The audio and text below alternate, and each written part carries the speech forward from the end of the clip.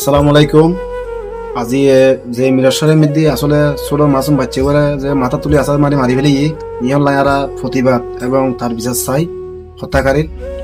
তো আসলে হতাই দেয় এখন আরাতে দয়া ভালোবাসা দিন নাই, আরাতে প্রতিহিংসা প্রতিজের জের কারণে আজি মাসুম 3 বছর বাচ্চা জীবে বাবা যে আসার মারি ফেলি যেন বিছানারা পুরো চট্টগ্রামবাসী এবং পুরো দেশবাসী এই বিচার চাই। তো অনলাইন লগে তাই ফেরে বা যে কোনো জায়গা জমিন হল যে কোনো কিছু লালো সুতো থাকতে পারে, কিন্তু এই সামান্য জায়গা জমিনের হারণ না বলে আজ 3 বছর মাসুম বাচ্চা করা যখন আসা মারি মারা তুলি আসা মারি ফেলার ইহানোর বিচার হারা ইহাগুন চাই।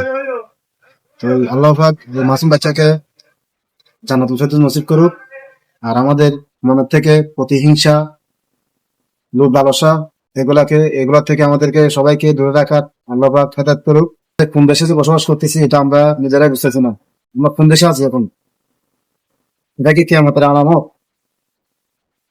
এখন যে বাংলাদেশে যেগুলো হচ্ছে এগুলো আসলে এই যে আল্লাহ পাকে বলে দিছে যখন কিয়ামতের আলামত দেখা দিবে তখন এই ধরনের ঘটনা বেশি হবে।